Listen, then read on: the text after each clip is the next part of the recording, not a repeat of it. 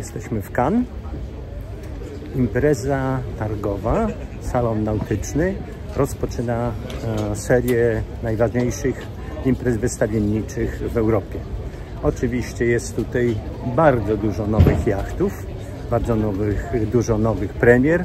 My się skupimy na jednym, prawdziwy rarytas. Jesteśmy na stoisku stoczni z dalekiego Hongkongu, Pearl Yacht, i mamy przed sobą do obejrzenia Pearl 82, najnowsze flagowe dzieło ze stoczni. Zaraz Wam je wkrótce opiszemy.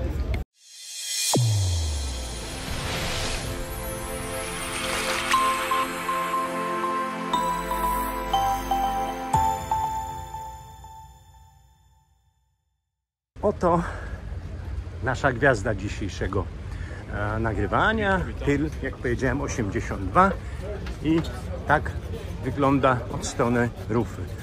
Tutaj jest wspaniała przestrzeń do wypoczynku, jak widzimy, sandpady na całą szerokość, a pod nimi schowany jest garaż, do którego zmieścimy małego riba, jak również skuter. Riba Williams 395. Plus skuter oczywiście.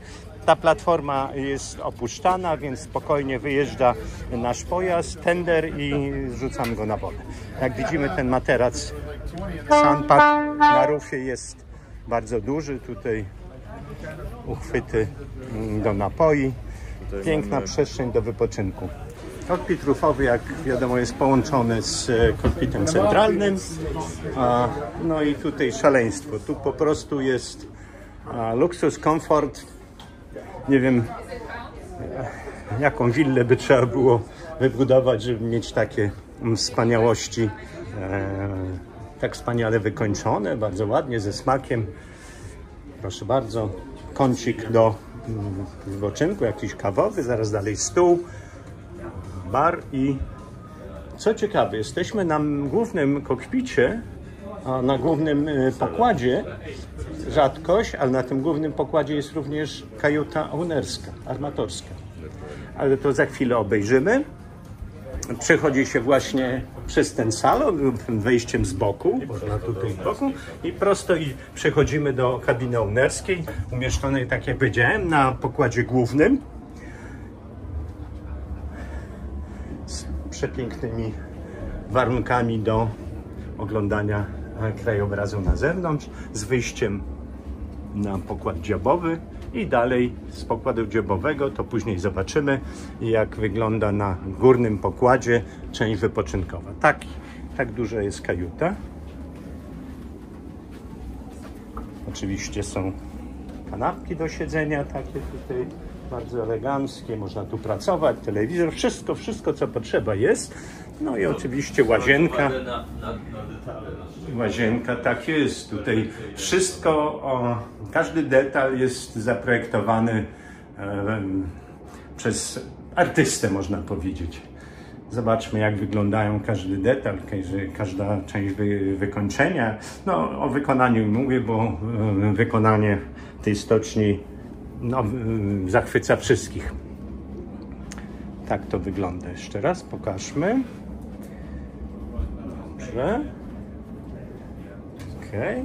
I idziemy dalej. Przy wejściu mamy takie fajne miejsce do pracy, bo z prawej strony mamy garderobę, proszę bardzo, zupełnie jak w domu, i od strony burty to może być zarówno toaletka, jak i miejsce do pracy. Zamknąć można lusterko i piękny blacik do pracy z komputerem. Dobra. I wychodzimy z powrotem. Tutaj mamy klatkę schodową, zarówno prowadzącą do sterówki, jak i tam na pokład dolny. Wchodzimy do sterówki. Tu sterówka jest na takim średnim pokładzie między głównym a górnym. No, oczywiście wszystko jest tu, co potrzeba. Trudno wszystko wymieniać, ale to jest naprawdę piękne miejsce do sterowania. A oczywiście raczej skipper się tym zajmuje, ale my możemy sobie usiąść obok, podziwiać sternika, jak prowadzi tak duży jacht, i wyjście mamy na flybridge. Dobrze, schodzimy teraz ze sterówki. Tu jest, tak jak mówiłem, wyjście na półpokłady boczne i możemy przejść na dziób. I klatka schodowa na dół do tej na pokład sypialny. Zeszliśmy tą klatką schodową do takiego kwadratowego korytarza, z którego są wejścia do właściwie wszystkich kabin. Tak. I każda ma swoją łazienkę. I proszę, każda kajuta ma własną łazienkę. Oczywiście tak samo zachowany styl, ten sam designerski styl architekta wnętrz. Tak to pięknie wszystko wygląda. Przepraszam. Tu jest druga, tak jak powiedziałem. Na prawej burcie oczywiście łazienka. No, tu w tym korytarzyku jest jeszcze część gospodarcza, czyli pralka, suszarka. Proszę bardzo. I tam były dwie przednie i tu dwie tylne. Symetrycznie, mniej więcej symetrycznie. Z dużym oknem bocznym. Tak jak powiedziałem, ten sam styl. Zachowane drewno bardzo pięknie, tak jak lubię, na mat zrobione. Wszystkie łazienki są duże, oczywiście pełna wysokość stania. Zobaczmy, że to jest ponad 2 metry. Wydzielona jest, w każdej łazience jest wydzielona kabina prysznicowa. No po prostu jak w luksusowym apartamencie. I tu mamy jeszcze jedną kajutę. Ten sam styl, duże okno. Oczywiście klimatyzacja, designerskie oświetlenie, takie listwowe. Bardzo to wszystko pięknie wygląda. I łazienka przynależna do kajuty na lewej burcie. Telewizor w lustrze. No i proszę bardzo. Lustro, które jest też telewizorem. Ale ten telewizor wyjeżdża, czy? Nie, włącza z pilota i się świeci na lustrze telewizor. Czyli normalnie ma funkcję lustra, ale... W dzień masz lustro, zapalasz pilot i masz telewizor. No proszę. Tak to wygląda. Wszystko elegancko. Dobra. To, co już mówiłem wcześniej, z kajuty ownerskiej na dziobie armatorskiej, po schodeczkach wychodzimy sobie na taki mały pokład dziobowy. Tutaj mamy dostęp do kotwicy, do lin, ale jednocześnie po schodach z obu burt przechodzimy na dziobowy pokład wypoczynkowy, zarówno służący do opalania, jak tu na Sunpadach, jak i po prostu do relaksu w towarzystwie, żeby wypić szampana, kawę. Tak to właśnie pięknie wygląda. Nad tym pokładem dziobowym oczywiście rozpięty jest taki kurtyna, żeby osłonić od słońca, to jest bardzo ważne. Od razu też możemy przejść na flybridge. Tak jest i stąd mamy również przejście na flybridge, na górny pokład, czyli z kajuty ownerskiej nie potrzeba przechodzić przez część wspólną, tylko bezpośrednio przechodzimy na flybridge. O, tu mamy drugą sterówkę, tak? Tu jest druga sterówka. No i olbrzymi kokpit z częścią zarówno wypoczynkową, jak i wysiadną, nazwijmy. Ergonomiczna sterówka, bo prowadziłem tą łódkę. Stąd bardzo wygodnie, wszystko idealnie widać. Tak jest, tutaj na tym flybridge'u naprawdę jest bardzo fajnie. Duże chartplotery, wyświetlacze i wszystko bardzo świetnie widać z tej sterówki. Tutaj akurat jesteśmy w Cannes, to popatrzmy jeszcze, jak to wygląda. Targowisko próżności, jak to kiedyś nazwałem.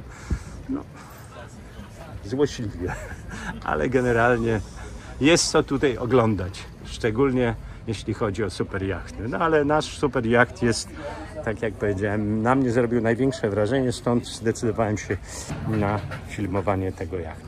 Zobaczmy, mamy tutaj olbrzymi stół, przy którym możemy biesiadować z tą załogą. No, jest kuchnia, bar, wszystko tutaj zrobimy, telewizor jak trzeba. Na rufie też takie pufy możemy sobie wypoczywać, czy też na Sunpadach. Duża przestrzeń można. Tak. No i jacuzzi. Z tego jacuzzi możemy potem właśnie wyskoczyć na Sunbada i dalej się delektować kąpielą słoneczną. Na wszelki wypadek jest taki wysuwany daszek, który nas osłoni od słońca. I drugie zejście. Tak, tu mamy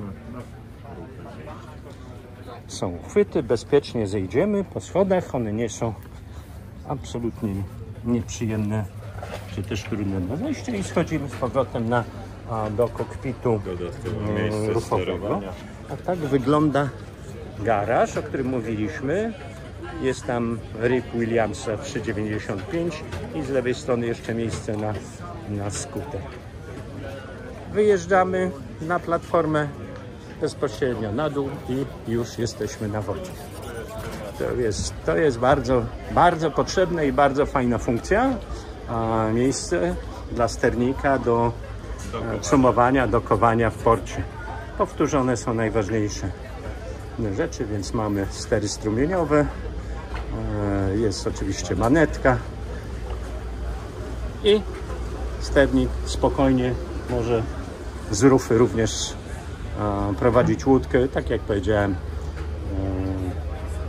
podczas dokowania, cumowania w porcie. Co ciekawe, w tej chwili zauważyłem rzecz rzadko spotykana.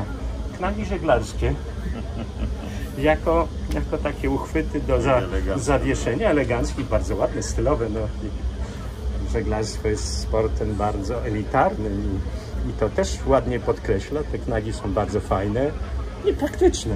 Proszę bardzo. I wieszamy tutaj nasze odbijacze. Wszędzie do wnętrza prowadzą drzwi specjalne, no to już wymogi morskie są. I tutaj, tak, bo tutaj jeszcze zapomnieliśmy dodać, że w tej części rufowej mamy kajuty skiperskie i to właśnie stąd prowadzą te drzwi. Tutaj też mamy i lodówkę, czy dowolne rzeczy możemy tak ustawić. Tu pokazywaliśmy otwierane te balkony z jednej i z drugiej burty. Wszystko jest elegancko, w stylu żeglarskim. Tu już wiedzieliśmy knagi, ale również te knagi normalne, takie, one też są zachowane tak jak na starych żaglowcach. Ta burtowa, żebyśmy mogli zejść, jak podpłynie, nie wiem, tender, czy chcemy zejść na ląd przez burtę. Przejścia, półpokłady są szerokie, wysokie, wolne burty. Tutaj spokojnie możemy z dziećmi, małymi nawet. Jest i wysoko, także nie ma żadnego problemu. I po pokładzie możemy też przejść na dziobowy, z dziobowego na górę na fly beach. Komunikacja jest ze wszystkich stron bardzo łatwa i przystępna. No i tak prezentuje się ten jacht. Podajmy jeszcze cenę, bo to ludzie pytają mniej więcej, za ile można mieć taki jacht. To Perła 82 w pełni wyposażona, tak jak tutaj stoi, z dodatkowymi tropikalnymi klimatyzatorami, z całym systemem samopoziomowania, z podwójnymi generatorami. To będzie cena około 7 milionów euro. To ja jeszcze dodam jedno, bo wydaje się, że super jachty, gdzie je szukać? Nie potrzeba daleko szukać, ten jacht można w Polsce kupić. Tak jest, zapraszamy serdecznie, firma Ecomarine, jesteśmy wyłącznym przedstawicielem Pearl Yacht na Polskę. Raczej nie życzyłbym przeznaczać go do pływania po Mazurach, bo mógłby się nie zmieścić w pierwszym kanale. Nie, to są oczywiście żarty, natomiast naprawdę na podróże morskie, na długie czy krótkie, czy też zapraszanie przyjaciół, to jest po prostu coś wspaniałego. Możemy dodać jeszcze jedną fajną rzecz, że jeżeli Państwo nie chcielibyście pływać po zimnych wodach Bałtyku, to zapraszam serdecznie. Mamy część mariny w Chorwacji, w samej Dalmacji, poniżej Zadaru, także można taki jacht u nas oczywiście a tam jest gdzie popływać takim jachtem. Tak. Przepiękne wybrzeże, pełne zatoczek, urokliwych klifów i tak dalej. Tak, wspaniałe jedzenie, świeże, cudne jedzenie, piękne miejsca, błękitne zatoki. Zapraszamy serdecznie. Zapraszam do przedstawiciela Pearl Yacht. Dobrze, to warto wiedzieć, jakie mamy napędy na takim jachcie, co nas będzie poruszać. Taki jacht napędzają dwa silniki MANA, 2 razy 1600 koni, to jest standard. Możemy mieć w opcji 2 razy 1900 lub 2 razy 2000. I jaki zasięg mamy wtedy? No, jeżeli popłyniemy z prędkością taką średnią, jak te jachty pływają, między 7,5 a 10 węzłów, to możemy zrobić na bakach prawie 1000 mil morskich. Czyli na Karaiby dotrzemy. Bez problemu. Także zapraszam do wycieczki na Karaiby tym jachtem, bez tankowania. Oczywiście. Co jest fajne, co też należy, co jest przyczyną doskonałego kształtu kadłuba, doskonałej nautyczności. Ten jacht przy prędkości 7 węzłów jest nie do wiary, ale mam zdjęcia, bo płynęliśmy i sprawdziłem. Spala niecałe 22 litry. Niemożliwe. Tak, dokładnie pali tyle samo, ile mały Nimbus. 22 litry przy 7 węzłach. No proszę. I w takim luksusie, komforcie możemy się zarówno popłynąć na Karaiby, choć akurat nie wiem, czy to najciekawsza by była podróż. Ja bym optował raczej za pływaniem w szkierach chorwackich, tam w zatoczkach. To jest miejsce na pływanie tak pięknymi jachtami. Zresztą nie tylko zatoczki, bo i historyczne zatoczki można przeskoczyć na drugą stronę Adriatyku, do Włoch popłynąć, czyli Morze Śródziemne jest jak najbardziej świetnym akwenem. Tak jest. Okej, zapraszamy w takim razie wszystkich do firmy Ecomarine, zapraszamy jak najbardziej. Jeszcze można dodać, że jeżeli ktoś chciałby pływać po wodach ciepłych, to mamy swoją część w marinie Pirowas w Chorwacji, gdzie też serdecznie zapraszamy. Można tam taki jacht zadokować. Dziękuję bardzo.